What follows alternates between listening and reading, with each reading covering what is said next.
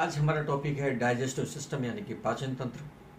पाचन तंत्र पे कंपटीशन एग्जाम में किस प्रकार से प्रश्न पूछे जाते हैं, जैसे कि हमारा प्रोटीन का पाचन कहाँ पे होता है, फैट का पाचन कहाँ पे होता है, कार्बोहाइड्रेट का पाचन कहाँ पर होता है, हमारा पाचन कहाँ से स्टार्ट होता है, कहाँ पे खत्म होता है, पैंक्रियाज का क्या रोल है यानी कि अग्नाशय का क्या रोल है, लीवर का क्या रोल है, इस तरह के क्वेश्चन पूछे जाते हैं। माध्यम क्या रहता है, एसिडिक होता है, अल्कलाई या अब क्षारीय होता है, इसके बारे में बात करते हैं। प्लस स्टार्ट करते हैं। ये हमारे पाचन तंत्र का डायग्राम से समझते हैं हम। आइए हम डायग्राम देखते हैं।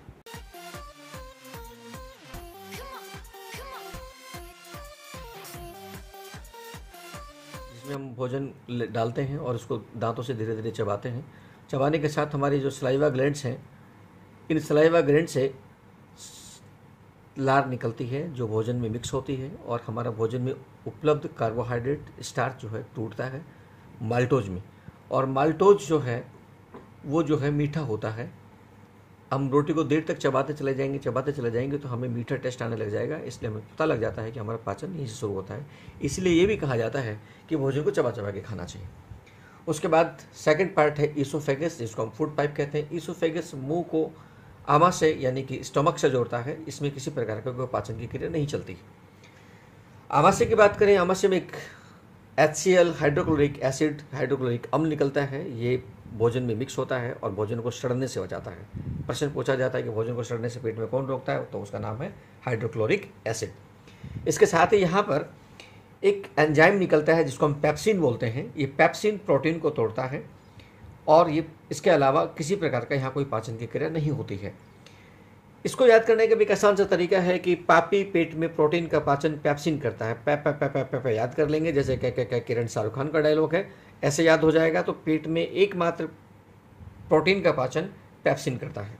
उसके बाद में हम आगे चलते हैं तो स्टमक से खाना हमारा छोटी आंत में आता है। छोटे आंत में आते समय हमारे पास में एक शरीर की सबसे बड़ी ग्रंथि जिसको हम लीवर या यकृत कहते हैं, इसमें से एक बाइल जूस निकलता है। ये बाइल जूस जिसमें स्टोर होता है उसको हम गॉल ब्लैडर कहते हैं। और इसका काम जो है इस भोजन का जो माध्यम जो पेट में अम्लीय था उसको क्षारीय बनाने में काम करता है, एल्कलाई बनाने में काम करता है। इसके अलावा इसका कोई ज़्यादा अभी रोल इसमें नहीं है। उसके अलावा एक और ग्लैंड है यहाँ पे जिसको हम पैंक्रियाज या अग्नाशय कहते हैं। इसमें भी 3 प्रकार के पाचक रस निकलते हैं, जो कार्बोहाइड्रेट को पचाते हैं, जो प्रोटीन को पचाते हैं, जो फैट को पचाते हैं। हम आके नीचे देखते हैं तो प्रोटीन को पचाने के लिए प्रोटीन से पच करके फाइनली एमिनो एसिड बनता है, कार्बोहाइड्रेट से फाइनली ग्लूकोज बनता है, फैट से फाइनली फैटी एसिड बनता है। तो कार्बोहाइड्रेट को पचाने के लिए यहाँ पे लाइसोजाइम और एमाइलेज एंजाइम था। ठीक इसी प्रकार से लाइसोजाइम एंजाइम निकलता है, एमाइलेज एंजाइम निकलता है। प्रोटीन के लिए पेप्सिन पेट में था। इसके अलावा यहाँ पर ट्रिप्सिन, इरेप्सिन या काइमोसिन, इरेप्सिन और ट्रिप्सिन, इरेप्सिन को काइमोसिन भी कहते हैं। और फैट को पचाने के लिए लाइपेज निकलता है। इस प्रकार से 3 एंजाइम यहाँ से निकलते हैं। इनको पचाने के बाद में खाना हमारा जो है इस बड़ी आंत में आ जाता है। बड़ी आंत में किसी प्रकार की कोई पाचन की क्रिया नहीं होती है, यहाँ कोई पाचक रस नहीं निकलता है।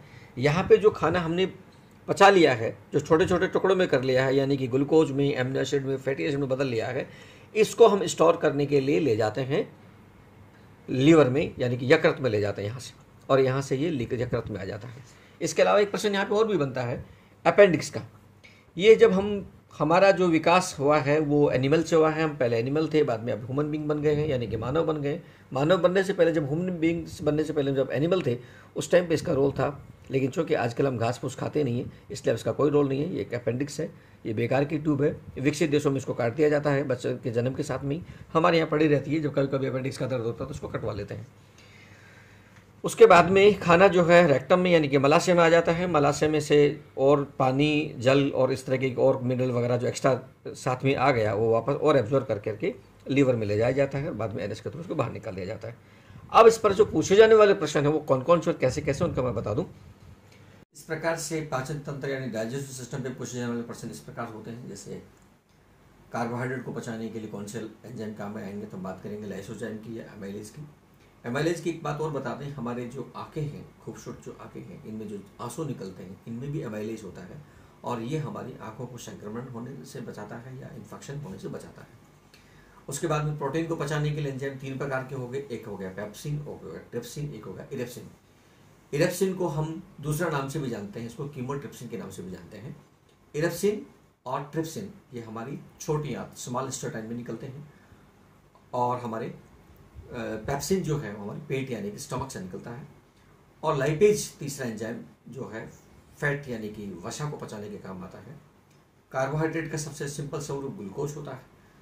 प्रोटीन का सबसे छोटा स्वरूप एमिनो एसिड होता है जो लगभग 20 प्रकार के होते हैं हमारी बॉडी में। और फैट का सबसे छोटा स्वरूप वसीय अम्ल या फैटी एसिड होता है। ईसोफेगस या फूड पाइप में किसी प्रकार का कोई पाचन नहीं होता। बड़ी आंत में किसी प्रकार का कोई पाचन नहीं होता। रेक्टम यानी मलाशय में किसी प्रकार का कोई पाचन नहीं होता। पाचन होता है हमारे माउथ में यानी कि मुंह में केवल कार्बोहाइड्रेट का, पेट में केवल प्रोटीन का, और छोटी आंत में प्रोटीन का, वसा का यानी कि फैट का और कार्बोहाइड्रेट तीनों का होता है।